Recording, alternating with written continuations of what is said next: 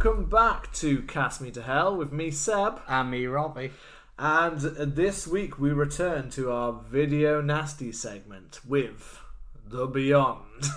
Yeah, I do love this film, but this is the second time I've watched it, and I don't know what the fuck is happening. It's such a weird film.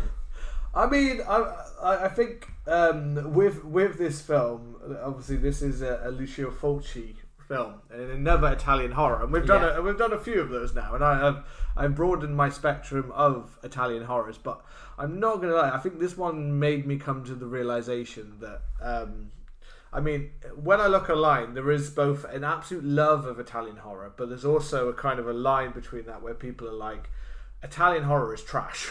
Yeah.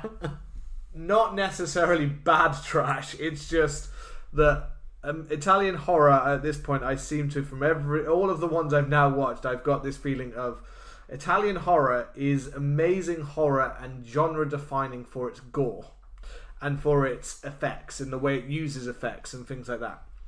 But in terms of structure of a story, it's trash. Oh yeah. Like it's got like I don't know if the Italians seem to have taken a lot of inspiration from other Hollywood films or other films of like a certain era of Hollywood, and then also gone, yeah, we can do that, and then they've gone to write it and gone like, this is a really like this film here, The Beyond, where it's it starts the setup, and I knew nothing about it apart from the fact that it was about a hotel in Louisiana. Again, Italian horror maker making a film about Louisiana. Yeah, it's already weird. But then I thought, okay, this is going to be a really cool kind of setup in the opening. We'll like talk about that in a minute, and I was like, okay, this seems like, you've got a perfect set here for a very contained little in a hotel horror film, where we've got this like possible kind of inspiration of like hell and things like that, zombie possessed supernatural kind of thing going on. I was like, okay, this is a cool little setup for like a very contained horror. And then it's not a contained horror. It goes off in these tangents of different characters and different moments where you're like, I don't actually know like why half of this exists, or why it wasn't just a setup of like these zombies, attacking which sounds very similar to what was the zombie film we watched not too long ago, where they have them basically come out of mud in the earth. My brain Burial Grounds. So a bit like Burial Grounds. Yeah, a bit like Burial Grounds, but at least Burial Grounds was somewhat straightforward, mainly in its storytelling. It has a couple of weird bits, and I was a child that basically wants to fuck its mum. But, but so it's still weird, but it was fairly straightforward. And this film felt like it would worked quite well with the setup of characters, of the idea of the classic disappearing one by one, taken away, kind of contained horror in this like hotel in the middle of nowhere. But then they seem to spend half the time either in a lab or in the city of Louisiana looking for like items and things like that, and looking for maps of the building, and it goes off on all these tangents that seem to take it away from the horror, even though the horror is still there. Yeah, it's really odd. So I think, because I watch quite a good chunk of Italian horror, and I think if it's not a giallo, which is kind of effectively just like a very violent Scooby-Doo, then you do just get nonsensical, like narratively inconsistent, like you don't really know what's happening. I've watched, so this is part of his Gates of Hell trilogy. Yeah. So I think the first one is City of the Living Dead, which yet again, incredible gore in it, an amazing soundtrack. I've watched it maybe 3 times, and I can vaguely tell you the story and what happens in it. And then he made The Beyond, which yet again, this is my second time watching it, can vaguely tell you what happens. And then he did House by the Cemetery, which just had one of the most annoying kind of little children in it. And the common thread between them is, I don't really know. I think the thing that's supposed to be connecting them is this weird portal to hell that seems to be underneath all of these buildings. Yeah. I think that's the connecting thread. Outside of that, there's no characters, there's no mention of them. There's just weird, vague stuff that happens, and then an either really great kind of like operatic soundtrack, or something that you would just expect two people to be fucking to. You know, they love like that kind of porn music. Yeah, I mean, yeah, the music I thought was a bit different. This one I thought normally it hits pretty hard, but I did find at times I was like, this is just really odd music. Like they are always odd, but this one had some really points where I was like, oh, okay, this is pretty like effective, suspenseful kind of music. And then there's this weird soap opera style like thing that just plays, and it doesn't always play at the right time. It sometimes plays when you're like, I feel like this is not the right music for this point. Like going into the underworld, and it's like this beautiful like operatic music of like, I'm not sure this is quite right, but it's a weird film. It is. I like the opening. I think, like, I'm with you. I think it opens and you kind of think it's going to be this film which is about occultism and which is about kind of witchcraft. You have a warlock, which I think is a class, name. I mean, I've read it as warlock, and I didn't get warlock. I didn't get that from. I think I hear they call him a warlock in it, and I was thinking that's an interesting thing to call someone. And then he gets quite like he gets quite brutally dispatched by like a lynch mob. And then I just love the fact that, like, if I read the plot online, it's the fact he says he protects one of the 7 gates of hell. I mean, there's none of that in the thing. Like, I like that. Like, I guess because they're summarizing the whole film, but there's none of that. No. They're just literally come in, and it's really cool. It's a very like universal 1940s kind of opening of black and white with these villagers coming in. It's very Frankenstein, of universal like monster Frankenstein. But then it's full on gore when they actually get him and start pinning him against it and start like bashing him in. It's like, fucking hell, okay. So it's a really cool opening of the part. When as he starts, they like throw some acid like stuff on him, and he starts melting, like his face starts melting. At first I was like, mud, and I was like, no, your skin's melting, so that's not mud. No, well then, and they also kind of like cut into him. It's one of those films where, so obviously this is part of our video Nasties segment, and we've done a whole bunch of them, so if you haven't, hit that subscribe button, leave us a lovely review, and go check out the other ones we've done. And mostly they're pretty good, and mostly we feel like they should be a video nasty. There's some that we've debated a little bit. Yeah. This one is like, straight away. Yes, you're watching somebody get mutilated. Right from the beginning. This film loves an eye gouge. It loves a melting face. He loves eye gouges. They're all disgusting. Yeah, all of the deaths in this are brutal and fully gory, and some really cool special effects and things like that. You've still got a little bit of that Italian weird, like the way that they do like the zombie look. Yeah, the way it kind of looks like paper mache on top of a face. Yeah, it's kind of, and they always. Not all of them. Some of them are better than others. But some of like the ones that are meant to be really old do kind of look like burial grounds. Kind of look like where it's basically like a bunch of paper hair. It's like Troll 2 or something like that. Neil Buchanan's made them. It kind of worked only because you're like, it's meant to, I guess, be like some kind of weird mud something that's lived in the earth for a long time kind of thing. Right. But some of them are more effective than others. Some of them look really cool. We have a scene later on when they're all stood round a room around the Elizabeth character, I think it is. I think her name's Elizabeth. Who's that? Is that the blind girl with the dog? The blind woman with the dog. There's a cool scene later on where she's literally surrounded in a room, and you get to see like each of the victims basically and the original one, and you see them all stood round in different ways. And I was like, that's really cool, and they all do look very different in their style and things like that, so it stands out. And I think that's the main thing that like stands out for it. If you are someone who likes gore and you like kind of different, interesting ways, then it doesn't play it the same for any one of the deaths. They are all different. Yeah, they're all so weird. So I think like after some really weird ones. And this is one of the parts that I always remember is when the main character, again, can't remember any of their names apart from one.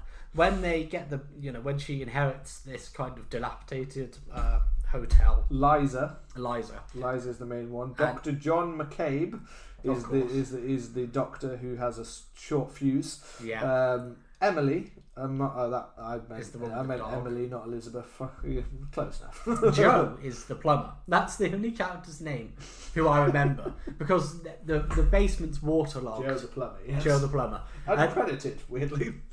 Yeah, He has a significant enough role. if any, he's the catalyst. Yeah. Like, never mind this, this warlock who's been killed. The basement's flooded. Schweck.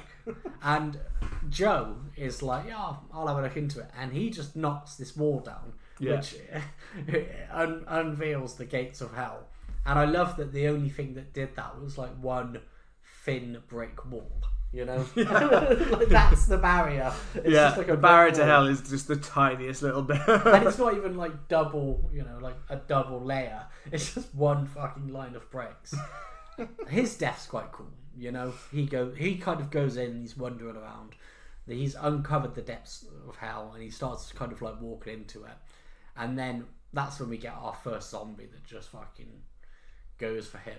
And he gets blinded for the eyes. Of course, yeah. the eyes, And and again we get a kind of similar way in which he's kind of put up against the wall and things like that. You get a similarity of the idea that of being pinned up against something and things like that. So it's a cool like kind of opening like death. And not opening because the main one at the very beginning, but for like the main storyline now. He spews all that kind of blood and pus out of his mouth. It's so gross. Yeah, they do love the extra just added like lingering on just like pouring blood or pouring. Oh, man. There's a shot in City of the Living Dead, and it's not a massive spoiler, but there is a scene where somebody just vomits the guts up. Yeah. And it's like 10 seconds long, and it's so horrid, and it's just so fucking gross. You'll just watch it like, Like, nobody would do that these days. They'd be like 2 seconds cut, but this, I'm sure it's like 10 seconds of this person doing it, and you're just like, oh, fucking hell, alright. Yeah, it's a grim death that Joe gets. And that's my thing with it. I really like this film, and it does have some moments that creep me out, but it's almost like you get these bits where something happens. I don't know what. They're talking, but like the volume's all weird. At least the copy I watched, the volume was all weird. And I watched it on Amazon Prime, so like the people are talking, but like you can't fully understand what they're saying. It's kind of dubbed over, but usually what I find in Italian horror is, we spoke about this a couple of times, is they'll dub over what people are saying, but usually the dubbing is like way too loud. It's like stupidly loud. It's like everybody's shouting. Whereas in this, everybody's speaking like really quiet. Yeah, that's what I found. Not my one. I think that might be more of an. I feel like I found that with Amazon's small times. To be honest, that's more of an Amazon thing.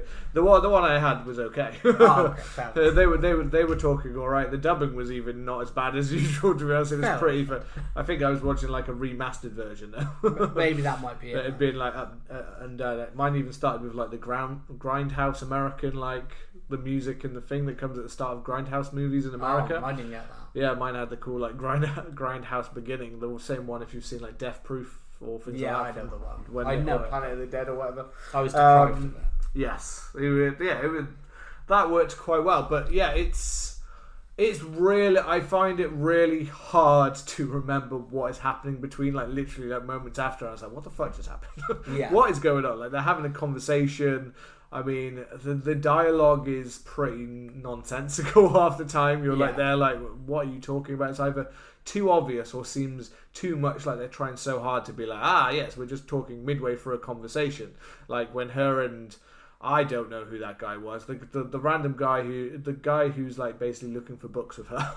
Yeah, I don't know who he was either. I don't know what part he played, if he was meant to be part of the real estate or he was part of the thing, but he was looking for the blueprint plans for her and things like that.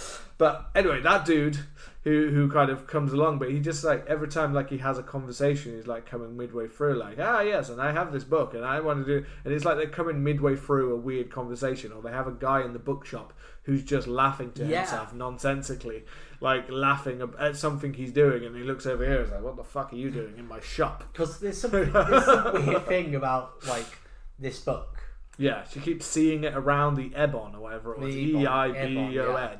And she sees it in the bookshop, and it's And then when she goes in there, it's not that book.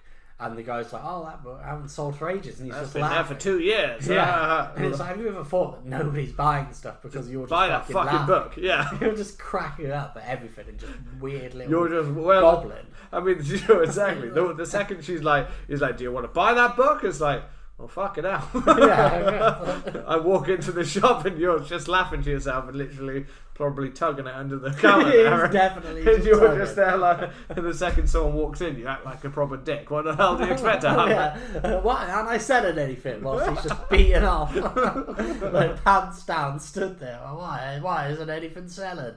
Just goo all over the place. I mean, it just has so many of those kind of like odd. I mean, like literally, like when she first walks in, like when we first go to the hotel, you get that moment where the guy falls off the ladder. When he sees and there's fucking blood pouring out of him, and they're like, "When's the doctor coming?" It's like, "Fucking hell, the doctor's coming." Like, but they're like, "When's the doctor going to arrive?" Like driving up there, and like, I mean, I get maybe like in Louisiana, like there's a chance they're like, we're a bit secluded here, but fucking hell, the dude has blood pouring out of his mouth. I think you need to fucking get him somewhere. Yeah, so you need to jump in a car and get him to fucking hospital or like get an ambulance. Dumpty, man. Not just wait for like the normal doctor to walk in and go like, yes, he's all right. He's dead. He's been dead. He's been dead for 10 minutes. You called a GP. Yeah. You should have gone to an emergency room. I'm not quite sure what happened here. Yeah, all I can confirm is this man died, and I believe from falling off. I don't think we even find out what happened to that No, dude. of course not. He's just lying on a chair, bleeding out of his mouth, and I mean blood is pouring out of his mouth at one point. And then the doctor arrives, and I'm pretty sure it very quickly goes, so this is like an old house. This is a strange. Like no one's lived in this house for years. Da, da, da, da. It's like, dude, you're the fucking doctor. The guy's bleeding. The guy is pouring blood out of his mouth. And you are too busy having a conversation with this lass. Like, I could pound you. He's dead anyway. He's as good as dead. He's already dead. He just looked through the window. He's died. Yeah. If anything, saving him would just be worse for him. He's like, do you not need to go and see the man? It's fine. You told me he fell from a great height and he's bleeding out of his mouth. There's fuck all I can do. I have a goddamn bag. I've got a stethoscope and some bandages. Can that do anything? No. He's dead. What a paracetamol. His passing. Yeah. That's all we can do for him now. Break his neck like a bird. Yeah, this is 1980s. This makes it sound like it's 1920 or 19. It's so weird, man. And then we get the room that the hotel, like the warlock Schmerick or whatever his name is. Room 36. Room 36. It tries to. You get that weird sweaty dude. Yeah. Who's just like, I can't get into this room. I need this guy. It's like, well, I guess we'll have to call a locksmith. But he's just literally pouring sweats down his whole body like, fucking hell. Louisiana. He literally looks like he's tweaking. No one else is sweating like him. I mean, at the same time, he's wearing a full fucking suit in Louisiana. And he's tweaking. Yeah. He's on something. She's literally, if you look at him, he looks like he's barely holding himself up. And he's sweating like crazy, and she's like, by the way, I need you to go on the roof. Yeah. It's like, don't say that fucking... You just had a guy fall off and fucking bleeding, probably dead, and now you're going to send another person. I have a feeling the horror film is just you sending people to do menial tasks and hoping that they die. It kind of is. Because I love that You've got the plumber who dies, it's literally just her sending people to do things, and then them dying. You've got the housekeeper who finds Joe's and what I think is Smerick's body. Yeah. She finds those, and they're like, send him off to a morgue, and then just crack on with your job. Carry on. Don't worry about it. Don't have a day off. Yeah. Yeah, the plumber's just died. Another guy's probably died. The plumber's had his eyes scratched. I'm not quite sure where your son went when I sent him down under the ground. Yeah. But your son's not come back yet. But fucking get on with your job, lads. Yeah, it's crack on. It's your job to be there. It's so weird. And then, apart from the blind girl warning her about the hotel and telling her, give it up, basically. It's cooked. Yeah. I don't know what her character is for, because so she's got eyes that are kind of like weird eggshells, and maybe this is to be on purpose, to be like kind of keeping you on your toes almost. But you've got Joe's daughter randomly later gets them as well, Yeah. and then the characters at the end get them. So I don't know. Like, is she connected to them somehow? Did she escape? I think it's meant to. I mean, I was just. It seems from the ending that it's almost the possession, but it sounds like she escaped from the depths of hell, the beyond. So she's almost come back from it, but it's whether she is there or she's more of like, that's the weird thing, because the way in which they kill her implies that she is very much there, but John talks about her as if there's no way she could be there, and she is fully in your head. So it gets very confusing as to whether is she a possessed girl, a ghost that has come back from the other side, has she escaped and she's a spirit that only Liza can see.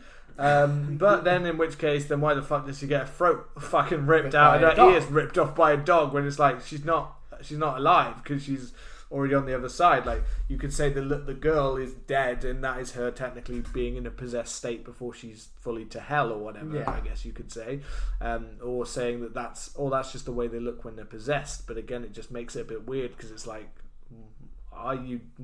Are you dead? Are you possessed? But the whole, I think, which would all make sense if Emily just kind of disappeared at one point, and it was like, oh, she was basically a warning from the other side to her. But ripping her fucking neck out and her ear off from that really muddies the water of like, so what the fuck were you? And it's so brutal. Because Liza's the only one apparently who can see her. Yeah, and the dog. Well, and the dog, but we don't know if that dog is. What the dog is, an agent of chaos. Yeah, that dog might be a hound from hell, we don't know. But he fucking freaks out and fucking goes for her neck, even though he seemed like he was protecting her, and then suddenly it's like, her! So he goes he's for tweaking. One of the...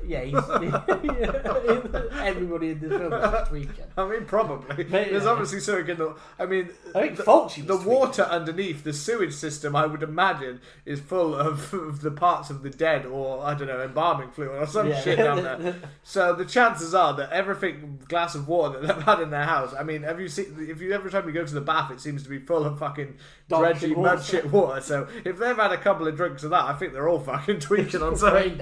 Yeah, they're just literally, they are dying. They have sepsis or something. They have a bacterial infection, and they are slowly dying anyway. Hallucinations of a dying woman, all of it. Or it's a dog. The dog's dying, and he's just imagining this whole thing. Yeah, the original dog movie from the point of view of the dog. There's the weird scene with Joe's daughter and Joe's wife where they go to the morgue to see the body. Yeah, that's that. I mean, it just because at first I was like, who are you guys then? Like, what? Who's this lady? I was like, oh, is that the maid? Oh no, that's not the maid. This is a different woman. I thought it was the maid at first. Yeah, and then I was like, no, so it's a woman who looks vaguely similar. Yeah, I was like, fucking hell, you're putting that maid back to work. Her husband just died. Had his eyes scratched out. Go to the morgue and look at his body with your daughter. Take your child to go look at this dead father. It has that weird, it has this weird, as in, this weird, flash forward, because it keeps showing you this vase tipping over. Even before we get to the moment, it shows this vase, tipping forward slowly. It's so weird. Before we get there. It has the daughter kind of sat outside and seeming a bit on edge kind of thing. Yeah. I mean, dad's just died. So. Your dad's dead. I mean, it's understandable. Not just died, your dad's been maimed. Yeah, your dad's been proper. He's been maimed in a basement. Yeah. And he's... and then you've got the mum walk in and look at it, and then she sees something off. Again, she sees something over across in the room, which I assume now is just they're constantly, because of the later scene with Emily where she sees all of the figures in the room. Yeah. And she can't see. She doesn't see anything. But the Shrek or whatever he is I assume that is what they actually have been seeing kind of thing across the room, because it's not fully, but later on we get where they see that kind of in the background or in the room. So I'm assuming that's what they kind of spot. But as soon as they do, they seem to then freak out as if that something is then trying to control them or control their mind or whatever, or possess them. So she just starts freaking out like crazy, and she just starts twisting around, and then just basically smacks down onto the ground. Yeah. Just in time for that foreshadowing that's been pushing, it's going to happen. This glass is going to fall over. You've been watching it for minutes. keep appearing on your screen. It's like that video I sent you. Yeah. That woman like opening that bottle of Pepsi. I mean, like everyone must have seen that TikTok by now. The woman who starts like doing the Mentos in the Pepsi to see what will happen, and you just keep getting that blah, like the foreshadowing moments. If you have no idea what we're talking about, it's fucking hilarious. It's like that. You see this jar of acid just wobbling. Just Google something like old lady Mentos or something like that, or old lady foreshadowing. Yeah, foreshadowing. And I'm sure it will come up if you haven't already seen that. But it literally is almost like a version of that. Like we're slowly seeing it tip over even before she falls over.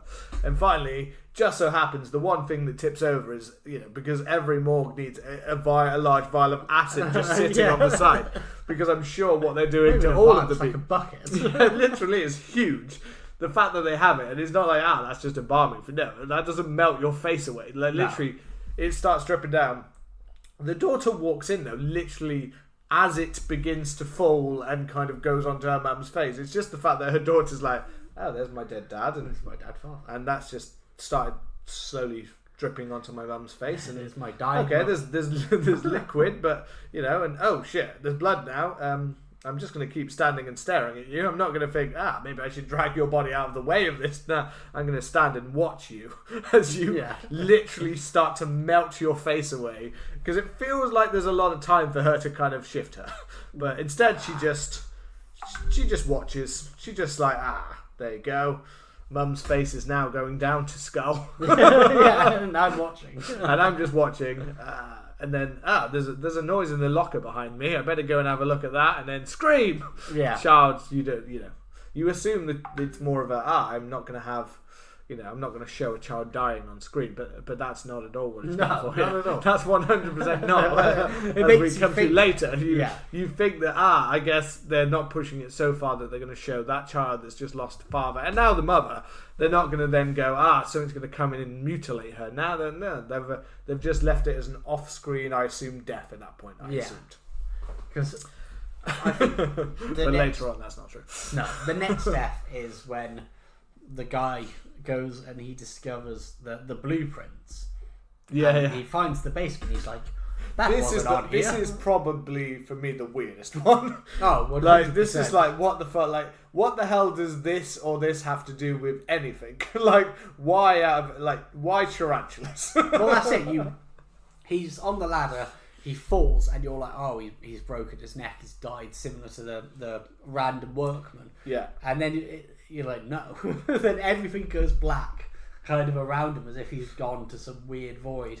And all of these tarantulas just come out of nowhere, and they are fucking horrid creatures. I mean, just those normal. Every library has tarantulas that just are hiding in there. Has a dozen tarantulas. It's a well-known habitat for tarantulas, a library. It's so weird. That they just come out, but it just makes you feel like straight away you're just like, I mean, do tarantulas have something to do with hell or the undead or the devil? And I don't think so. No, I think it's just they were like, tarantulas. I mean, and then the tarantulas start literally pulling the skin off of his nose and his cheeks and his eyes. Oh, it's fucking... And it is brutal. gross. While I'm also there like, do tarantulas, do they actually bite like that? Exactly. I'm like, I don't think they bite. I read that apparently that is it. If you watch the original Spider-Man film, so these films... Sam Raimi was greatly by Italian horror, like Evil Dead and stuff like that. Was all very Italian horror. And even in this original Spider-Man, like when he starts like mutating, is when he like Tobey Maguire's Peter Parker falls on the ground. He starts having weird visions of like all kinds of things, like spiders, genetic things, and they've used the scene of one of the tarantulas is in that hidden in between those scenes. You can watch it, so now you've got to go watch Spider-Man. I have to watch Spider-Man just to try and find the one scene where like Fulci's in there. Like he's literally added like one of those weird tarantulas and the weird thing is you go from a tarantula, but you've got like one tarantula at the front And I did laugh a little bit because I had one tarantula in front, and then in the back behind them is like 5 tarantulas that they've obviously like puppeted because they were just like toddling like side to side. They're just like moving, they're just suddenly being like shifted side to side. But when you've got a real tarantula, you're like, okay, that's the real one, and the ones that aren't moving any limbs but being tossed side to side, they're the fake ones. Yeah. And I was like, so how is this going to work? And then you get the fake little puppet ones, which are literally like digging at the skin and biting away. I mean, it's coolly done. It's just like you're just so not expecting like what comes. No. And you can tell it's like this. It's like a plasticine head or something like that. Yeah. And you're like, oh, where's this going to go? And then they just brutalise the guy. Yeah. Like, they rip his, like, nose off, his ears. They gouge his eyes out. They rip his tongue out. Yeah. I mean, I think... It's not... Later on, when you've got, again, that Emily scene, you see his face, and his face is basically just... All the flesh has just been ripped off of it. Yeah. He's got no, like, flesh left. So He's got horrid. no eyes. Yeah. But it's just like there. You're like... This dude was... Well, I guess he was looking for blueprints to the house, so they don't want anyone to know where he is, but... just going, I'm popping to the library anyway. Yeah. I'll do have this a for look. you. But it literally, it follows the thing of Liza sends someone out to help her with a job, either fixing the house or doing anything for the house, and they die. So anyone who she sends off to do something dies. Yeah, it's so weird. Yeah, I think the only one is probably Emily is the only one not working for Liza that dies.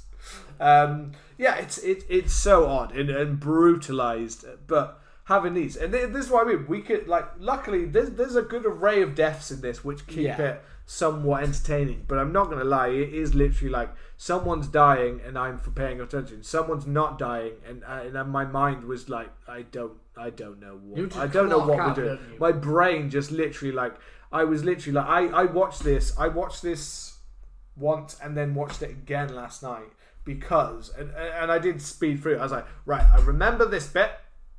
And then I'm sat there watching it going, no, I don't fucking remember this. But I know the death that comes after it. This is how much my brain was just going, nope. It's like literally, I was like there, like skipping through scenes and remembering the death scene and then not remembering any of the rest of the structure of this film at all. It's like Adam Sandler in Click, you know? Like you just go from one death. And I was literally just flicking through like that until I was like, right, okay, we've made it to the end. And I did see all of that film, and yet my brain was just like, I don't remember any of this plot apart from the deaths. I just remember going from death scene to death scene. The doctor's kind of involved. Liza starts to get a little bit like, what's going on? She tells him about Emily. He's like, Emily doesn't exist. There's no one. You said that she lives on that house 50 yards down the road, but no one's lived there ever. No one's ever lived there. No one lives anywhere. They're all dead. Like, you're fucking insane. Like, I don't believe you. I'm a doctor. I believe in real things, not this bullshit. I'm a doctor. This is the 80s, and I'm a man. My word is law. And this is Louisiana, and I have a gun in my a gun that shoots never-ending bullets. I love that. He literally has like a revolver or some shit, and he literally puts and it looks like it takes maybe 6 to 8 bullets, and he shoots 20 odd times. He's so good before he finally throws the gun away and like, fuck it. Well, it doesn't work anymore. My gun went fucking 3 times the amount it was meant to. Before we get to that end bit, we'll talk about the other death, which is awesome, and it's the maid's death. The maid's death, because they keep saying like, oh, don't go into room like 36. This is the thing that I did remember because I was thinking it's kind of like 217 or 237 in The Shining, you know? Oh yeah. Where they're like, they keep talking about this room and then they finally go in there and it's fucked up, and they keep talking about room 36 like, oh, that was his room, like nobody's to go in there. The buzzer keeps ringing for that room. And then when she finally goes... because you get that scene with Emily where she's touching the picture, which is the picture being painted at the beginning of the film, which is kind of meant to show the beyond kind of thing, the vision, the gateway to hell, what's in on the other side, and literally like cuts her hand. She puts her hand down it and it literally cuts her hands open as she's going down it, like what the fuck's going on, before she like runs off into the middle of the nowhere to get killed by a dog. Well, that's not even that. She reappears later, but it's just such a weird fucking scene that preempts that, because it's literally like she runs into nowhere and Liza has this moment where she walks and like follows her and she's going to go after her. And then she has this flashback moment of, oh, she ran And it shows like 3 different ways in which she ran through that door and gets closer. And you see Emily like running through the door and she's running through it. I was just sat there like, is this meant to be her mind tracking? She's like, she went in that direction. It looked like it was trying to be like, she ran forward. That's where I should go. And then Liza just goes and just walks back into the house. It's like, the fuck? The blind girl just ran off into the night and you're just like, no, fuck. She'll be right. Well, it's that she doesn't have any footprints, isn't it? Or she doesn't make any sound when she runs. Yeah, it's just like the darkness and stuff like that. But it looks like but it's just another thing of like Liza just being like, these people need nothing to me. Yeah. This blind woman's just running. She'll be fine. Anyway, I went off for that. That was just before, but the So yeah, the maid. The room. Yeah. So she goes into room 36 and there's the bath water. Yeah. And it's filled with this just shitty water. Puts her hand in and pulls out like a fucking clump of hair. Like dirty thing. It's gross. And then Joe is inside of it. Yeah, it comes out, which is really cool. Yeah. And it's that thing of like with this film is when it's the horror, you're like, oh, this is really cool. Yeah. This is done really well. The gore's great. And there are some suspenseful moments. And then it's like everything outside of that. I don't know what it is, but it all just goes by me. Yeah. It's so weird. You know, I almost feel like Adam Sandler and Click is just like next better.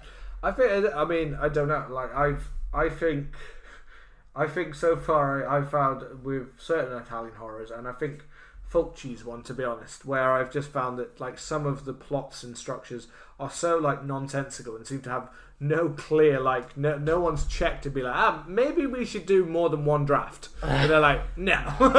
Or like Fulci's just like not even got a script and he's just like, right, do that, do that, and then they're like, do you think we should maybe edit this to make it make sense? No.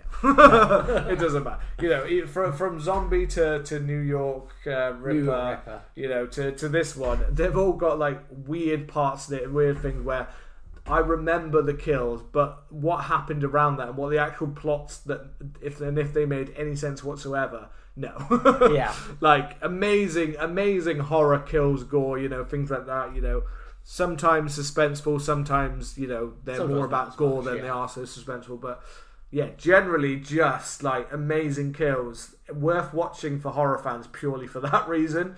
But if you're going to walk out going, that was such a well structured and no. Yeah, if you want vibes, they're great. But if you're like, I want a really thought out film with heart, you're like, nah.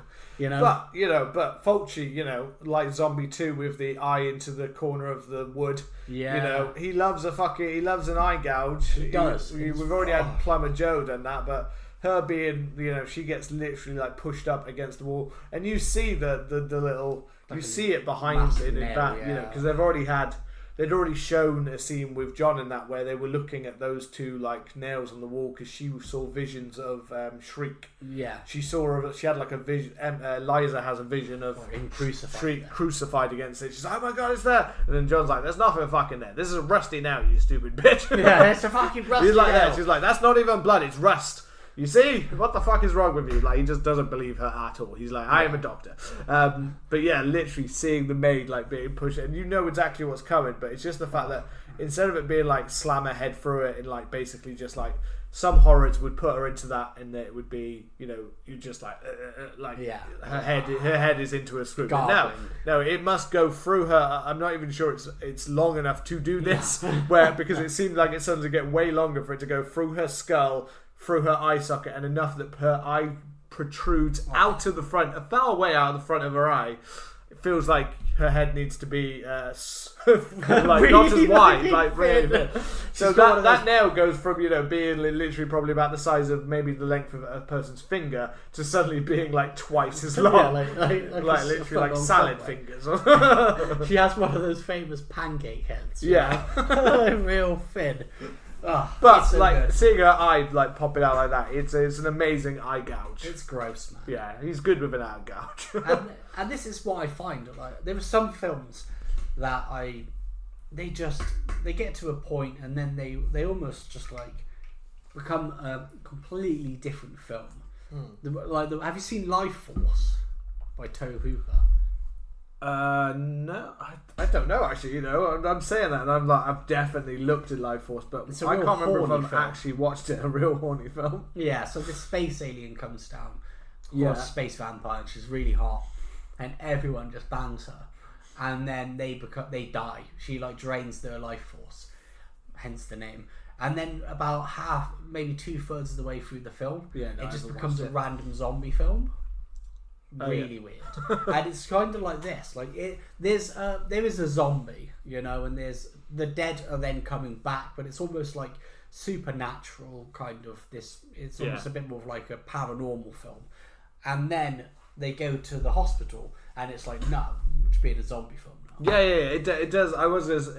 It's a really weird mix of having what feels like a zombie, and then also having the fact that majority of it is more like supernatural possession. Yeah. And then the final act feels like they are literally they are zombies, and to be honest, at times they're zombies that don't seem like they're doing enough to even make you like want to react, because they're like so like they're even different. Like the other ones like look like they grab you and attack early in the film. The possessed ones in the house, like we said about the whole like Emily being surrounded by the different dead figures around it, and that's a quite creepy scene, you know, seeing all of the dead faces, including the maid, who now seems to have like a weird covering over her one side of her face, you know, and you can see that like the different ways in which they've died, and the guy in the library who's had his face completely removed and things like that, and you get that brutal attack of like Emily. But when we get into the thing, like the way those ones react seem quite like forceful or grabbing or things like that.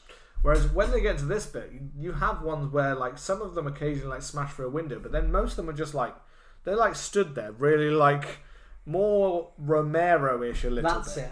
It's got that classic zombie. But some of them are even more lifeless than that. They are literally just like standing there, like slowly walking towards, and you start looking at it, being like, "Why the fuck?" Like, I feel like you could get around this. Like, even when he goes near one, he like doesn't like grab for him. He just kind of still stands there, just like sliding towards him. It's like, you don't. It doesn't seem to justify the amount that when he starts shooting, the amount he is shooting them, and be like, you're just fucking wasting bullets here, man. Yeah. But that's the thing. I find those kind of zombies so much more terrifying. The ones that are like don't seem so Romero. The Romero. Yeah. You know, I think it's the kid in me who played Resident Evil and used to be fucking terrified in the late 90s. Yeah, you the know? ones you don't know what they're going to do, kind of thing. And when it's more so that they're just slow, and it's you know, we did cover Night of the Living Dead, so if you haven't listened to that episode, go back and check it.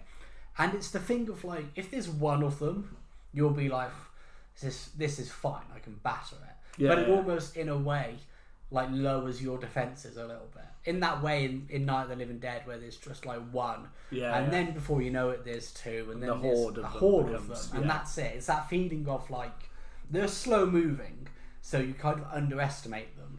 So you take your eye off them and you look at some others, and then before you know it, they're surrounded you. You know? There was a scene in the opening of Resident Evil 2 where it showed one of the Umbrella soldiers like cornered in an alley, and he's just gunning them down, and it's the thing that they just surround him, and he's not thinking, and he's just trapped.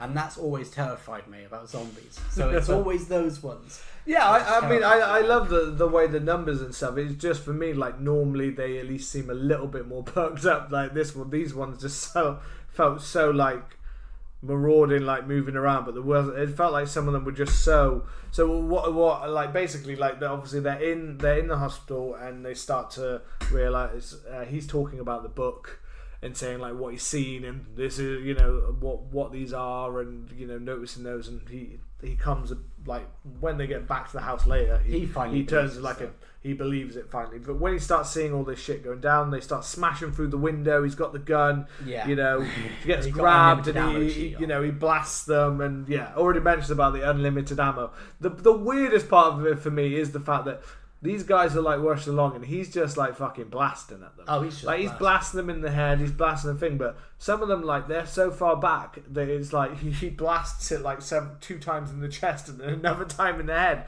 and he's just like, that one wasn't even close to you, and it wasn't even reaching for you. That just seems like a goddamn waste of bullets. You just like killing. There's one that he literally like stands next to, and it still doesn't seem to like do a lot, and then he's just like bang, and it's just like, dude didn't even try.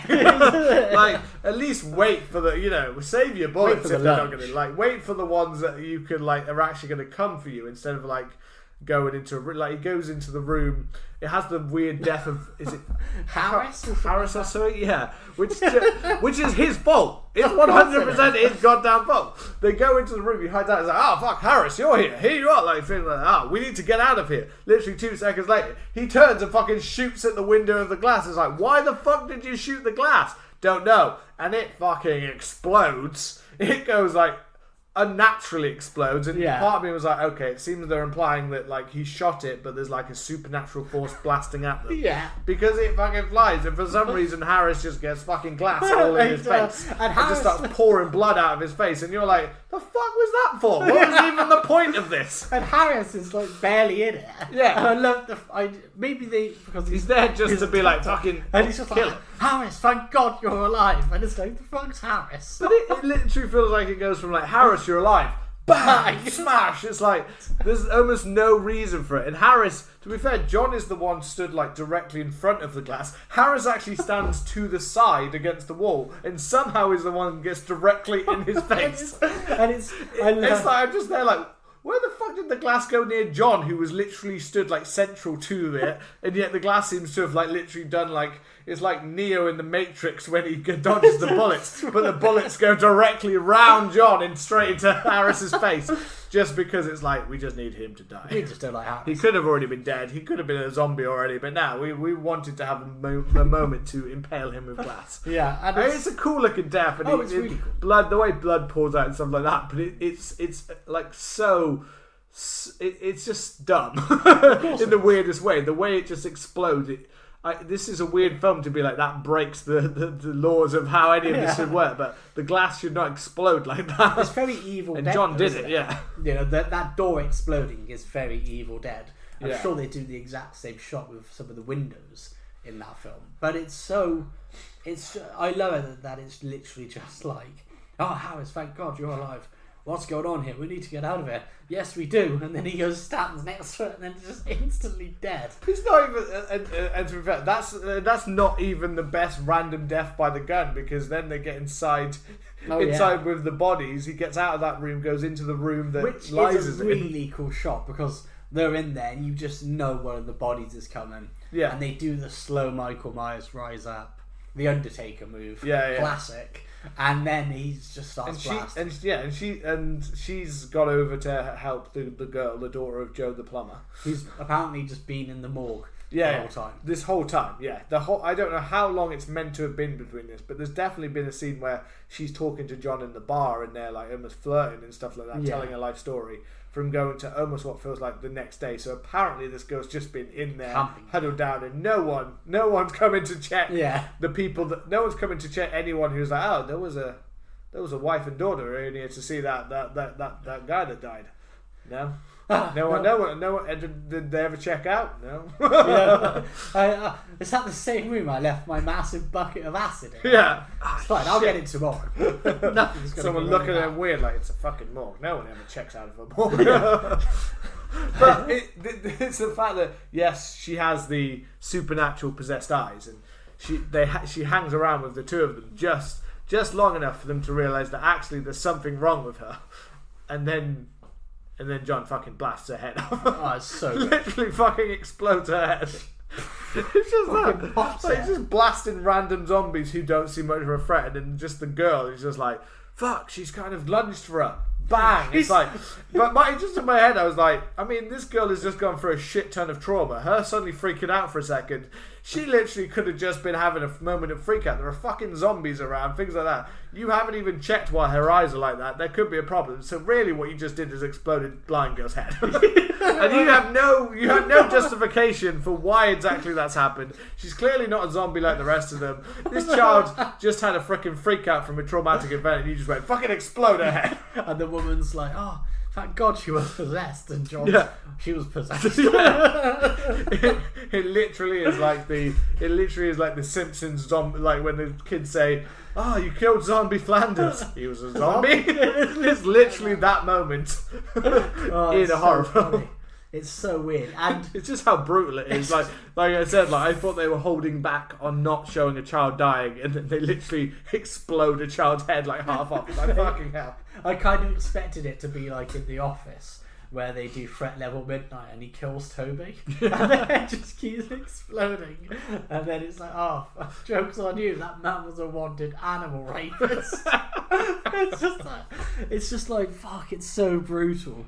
And it's that thing of like, yeah, this is definitely a video nasty. Like, you've just blown a child's head off. I mean, literally, yeah. I mean, there's no denying the level of like video nasty there is. We'll talk a little bit about the video nasty towards the end, as we normally kind of fill that in. Well, that's kind of like the film. And I love it that they go through the door in the morgue, and then they're basically in the downstairs bit. They're like the cellar was under the morgue. Like this whole place, this whole size of this city is just like your basement's the hole under. Because that, like, they talk about it like they say the line like it's under. Oh, this must all be underbuilt under the morgue, so as if the morgue was right near to the house or something like that. I was like, oh, do you mean that literally like the whole city is like this? But then they get to a point which seems like it's literally identical to underneath her house. Which is why I always took it as like they just go back into the basement, like they were just being led there. Wherever they go, they're gonna end up in the basement. Yeah. You know? And I love that bit, and then they venture But he has there's like that moment where they speak though, and he's like, as if it's revealing like a twist of the film, where he's like, but this, you know, but who are you really? Who are you really? Like, to her, and she's like, what do you mean? I think that it's like that, and it says, because this isn't a basement, this is the 7 gateways to hell, and it's just like, is that like what we're saying? Is she not who she is? Has this been a twist? And I was like, there, like, is it this you're making it sound like this is a shocking twist suddenly? Yeah. And it's like, what? We know this. I mean, I think we know this, but also, what are you saying, maybe that she's not really Liza? Is she someone else? It could be, but then literally they basically then walk up a thing, and then they suddenly walk down into the pits of hell. It was like, oh, okay. Yeah. I don't quite know where you were going with that. Feels like you were trying to do some last minute, like, this wasn't real all along, Liza. You are insane, like I've been saying the whole time, or you are the demon that's brought us all to this hell, or something like that. But it's like, we're just going to walk in. Let's just crack on. You know, and they just walk in there. It looks like the picture. You know, it's kind of a cool, creepy kind of scene. It's creepy. You know, with a weird soap opera soundtrack in the background. And then, looks around, and we've got the weird bodies lying on the ground, and then they just change into that form suddenly. Well, their eyes take on that weird eggshell. That's the only way I could describe it, like this weird cataract kind of vibe. And they look back because they're like, we'll turn back, and then there's nothing there. It's just emptiness. It's just the picture, which is kind of terrifying. Yeah, I mean, I like the link to the picture, the way that they've brought the picture to life, and the way they use the art to kind of reflect what that one gate of hell looks like. Yeah, and the way they depict hell is like this empty wasteland where there's just kind of bodies just lying around. I like that effect. I think that's a cool. It's a cool dark ending for it, which in a what I assume is a trilogy with mainly just all dark endings of where they live and die. Yeah, I kind of vaguely remember the first two. Those two are both kind of great. Structurally, the kind of loose structure is kind of quite the same. House by the Cemetery, I remember being just a really weird film. It was kind of almost more like a slasher in a way, but with this weird zombie guy who lives under the house. And I remember it just had this really annoying kid in it called Bob, and I remember like an eye gouge again, and that's kind of it. It was kind of the lackluster one of the trilogy, which you're mostly gonna have. But I like the ambiguity of this ending. You're watching it and you're like, where do these people go now? Like, can they escape like Emily did? Is that even like anything that's possible? Are they just going to wander around in this kind of hellscape for the rest of their life? I found it like a really creepy and really terrifying ending. Just that thing. I remember we watched Exorcist Believer. Yeah. And there was that one shot in it where one of the kids is just like being tortured by demons forever. And I was like, oh fuck. Like that's a fate that's worse than death. And that I get that kind of vibe with the end of this film. It's just like, that's just horrifying. You're just lost into hell. Yeah, I'd rather just die. I'd rather have my head pushed through a fucking spike and then have to wander aimlessly with that doctor through hell. So should we talk a little bit about the video nasty? Yeah. I did just love. There's just a thing that's on. This is why you should never trust Wikipedia. Why? What's he saying? Well, because if you look at the budget for this film, it says $400,000. You're like, oh, okay, that kind of makes sense. If you look at the box office, it says that this film made $747.6 million. Million pounds. Million pounds. Yes, million pounds. Or $416 million. No, sorry, $416,000. That one might be more close to the truth. Yeah. Because a million Italian, it's actually 747 million Italian lira, yes. Which is about the same. Like 1 million is about the same as 2,000 pounds is 1 million lira. Weird. So like it's just that what about, but it's just the fact that on there I was like looking at that, and then I searched online, and even AI told me, they were like, this is seen as the like. This at the time was seen as the largest amount that an Italian horror had ever made. It made £747 million. I was like, what the fuck? This made more than the Avengers. £740 million. This is literally, that's literally like fucking made more than Iron Man. Yeah. this Italian horror made so much fucking money. It was like, that's like the highest grossing horror film of all time, right? they're like, it was definitely made that much. It definitely made that. It's not Italian lira, no, it's definitely pounds. No. So yeah, don't trust those parts. But video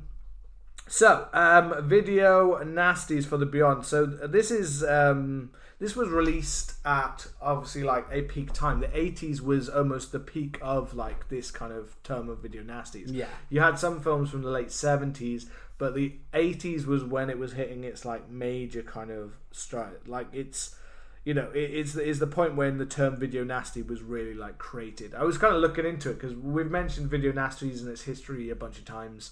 And I like that I found like a few little tidbits about like the term like video nasty, because it surfaced in like the early 1980s, but no one could really refute where it came from, because it was first used, whether it was actually used by actual rental traders, like people in video shops. They believe like it actually may have come from the people at the shop saying that these are like video nasties. Oh, you got to get these banned. Like these are the ones that are going to be like banned or prevented, or these are the video nasties, or whether the term was actually like due to like media or things like that, or some people thought it was termed by the people that actually made the report and called them video nasties. But a lot of people think it actually came more from just word of mouth. It turned into the term video nasties is where it originally came from. And the weird thing is with video nasties is that, like as we said before, like this is a British thing. This is a British phenomenon. This is all like, we are the country that kind of did this, and we are the country that should probably be like kind of hated, because looking back into the phenomenon that came with us being the ones, it's all mainly from British origin. Yes, there's been bans and cuts in other countries and things like that, but not like we did. Not with us banning not only films in cinemas, but then also like restricting videos and making it into a huge black market thing. Yeah. And making such a point of, these will destroy your children and you shouldn't buy these in the shops. Like, all of that video nasties kind of is from us. And one little tidbit that I even found out is that, like, this video nasty culture was deeply embedded in British culture. So we were always quite a hostile country towards horror films in general. So we literally, the movement of us, the way that British, like, we were one of the earlier countries to take on cinema and take on like the thing and making cinema. Hollywood were making films and we were there, but we were actually an early huge contributor to how successful films were being as well. Like, they were successful in America, but we as like Britain were making, because we owned you. But we made terrible choices, and that's not a good part. The British Empire is an absolute beast. Yes. In a bad way. But literally, one fact I found out is that in the mid 1930s, pressure from Britain about the effect of horror films and things like that, so even long before even video nasties, we actually made it so there was a short period where Hollywood stopped making horror films. Really? They stopped making horror films in the 1930s. There's a bit of a blip from early 1930s when they were first making films to 1940s when they were actually going back against the pressures because in Britain we were saying that they were, morally bankrupt. Yeah. So all those kind of things that were coming out of the country. So we were nearly the country that could have killed horror. We nearly could have been the ones that stopped Hollywood making it and therefore could have stopped the revisionist of horror in its making early on because we were such fucking upper asses. And it is weird because for a long time the Brits were kind of leading the way with Hammer, House of Horror. Yeah, we were doing all sorts. Yeah, we fully came back and took it that way when we had our own British, almost our own British Universal Monsters. We had our Hammer Horror. Yeah. So we were a huge factor in that later on. But yeah, early on we were so against it that we almost kind of stopped even Hollywood dead in its tracks of starting horror films. So it's a weird little thing, but we continued to have this weird grudge where we had the system again, all of the Thatcherisms and stuff like that. It was got to be fucking Maggie Thatcher, wasn't it? But all of that we had. I guess it is weird because our country is quite like changed and developed in that way that we used to be a very more conservative very closed in kind of people in a way. A lot of the stereotypes of British people, lack of emotion, this was all, but it was quite a thing. Around post-war time. We were quite a kind of closed off, very loyal to the crown, very country. We were those people, and with that came the idea that anything of violent nature was a thing that should be avoided and was disrespectful in the wake of the war and things like that. Yeah. So it kind of all came from there and where it kind of sprang up, but. All of that, that reaction to the growth of like rento video is mainly where the video nasty really took its turn. We had films that were banned before that, but the video nasty was really kind of came from that kind of. We were Britain because we didn't have some of the stuff America had, so we had. America was actually slower to the whole video market than Britain were, because they had like cable TV and satellite way before we kind of had that, way before we had Sky TV and stuff like that, which was the early one. So in America there was this kind of period between them thinking that videos looked a bit shit and cable TV looked better, where that became, before it became more of a mass thing in America, it actually was, Britain was one of the first ones to take on the videotape and be like, this is the way to go forward. This is amazing. We've got video recorders. We were one of the earliest, biggest market for it. So we were the ones that kind of led that way. So we were then also the ones that sadly led it in a negative way, which was the video nasties. So we took it that we would watch, we would love doing that. We'd love having this as our kind of way of escapism. It was led to a decline in cinema as well at that stage. It always does. Whenever these things peak back up, cinema goes down, then comes back up. It just always has happened. But we led to that, which was even led to other countries seeing it as like a negative thing as well. Like, videotapes just lead to that, just obviously leads to negative things. You only bootleg crap and porn. This is just porn, and this is just horror films, and then this is what videotapes have brought us, kind of thing. So there was a weird rejection, even like in other countries, again, that stemmed from our fucking stiff upper lip. for those old pencil pushers who couldn't enjoy any of those things as it is now. So yeah, the weird history of that. Onto the Beyond, which was one of the early examples of the ones with like The Burning, The Beyond. Possession, things like that. Yeah. Some of those early ones, yes, there were certain films from the 70s and stuff like that were part of it, like Slugs and things like that were part of those things. Slugs is a fun film. I haven't seen Slugs. It's fun. Just to be specific about this film itself, so the cut for this film, so what's going to be cut. Heavy edits to all eye gouging is what's noted on the BBFC, is heavy cuts to all eye gouging scenes. The opening whipping sequence, again, where he's beaten and whipped is brutal. The killing of Martin by tarantulas. So all of these things were cut down. Yeah. The head shooting of Jill Fucking brutal. Emily being savaged by her dog. Which is I don't remember it being half as brutal as that. It is really brutal. Horrendous. He goes after the zombie. When it tears open the mouth. Yeah, tears open her throat. It just starts pouring out, and then after you see the throat, and you get the muscle, in the ears as it's being like torn away from her ear and stuff like that. It is proper fucking brutal what that dog does to her, especially as it seems like the dog's still like her friend, and then suddenly just fucking goes for her neck. It's mental. There was another Italian horror again in my head, and I can never remember what they are, and that had a dog. What was that? Possession? Madhouse. Was that Madhouse? I think it was Madhouse. It was the one where the dog bursts through and the guy drills its head.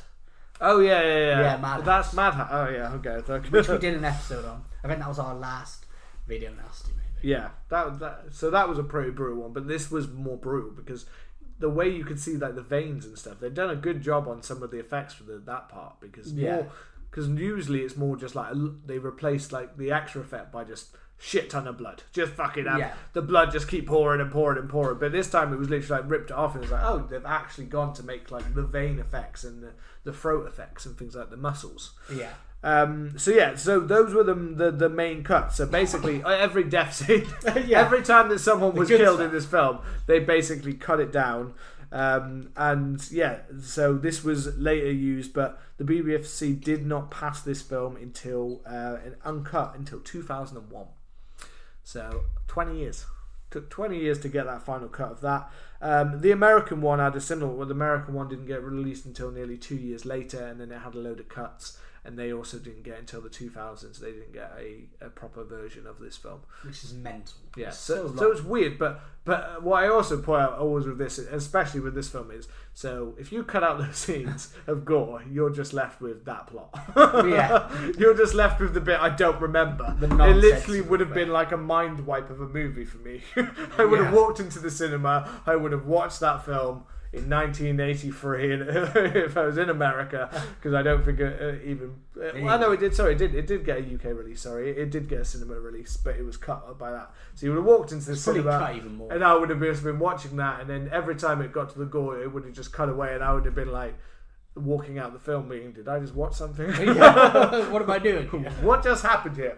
Which sounds negative, but I do think that people will greatly enjoy, the gore in this film. This is one to watch purely for the gore. You could, if you want to, just skip forward until you see gore. Yeah, I wouldn't blame you. You're not getting too much out of the rest of it. It has some cool concepts. I do like the art. The way that's used to kind of show like hell and stuff like that. It's just the journey of like her setting up the house, and it seems like it's an easy contained horror film. But it doesn't follow that. It keeps taking us off to these different places, into the city, into the morgue and stuff like that. But none of it feels like it greatly, like, it feels like you're only there for the next death scene.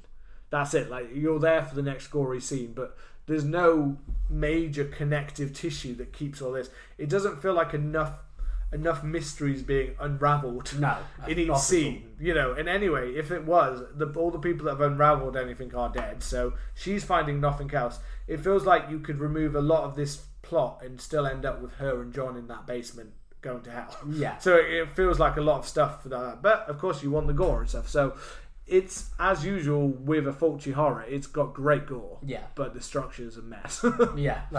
I think that's the best way of describing it. It's but I still enjoy it. I again, it wasn't like, again, I rewatched it, not fast forwarding through it, but I rewatched it and was still like amazed by the level of the gore, and it was, if I'm honest, it was probably out of Zombie, New York Ripper, and then this would probably have the best effects of the bunch so far that I've seen so far of Fulci. But there's a whole shit ton of Fulci I haven't seen yet, because he looked like he made them like porn. Yeah, he did. He was just like, I'm that one, and then this morning I'm making that film, and later on today I'm making this film. Went for it, man. Yeah, so that is our video nasty, The Beyond. The Beyond. And I guess come and let us know your thoughts on The Beyond and the rest of the Gates of Hell trilogy. You can find us on Twitter and Instagram at CMTH Podcast. As always, remember to hit that subscribe button. We will see you soon. Play us out, boys.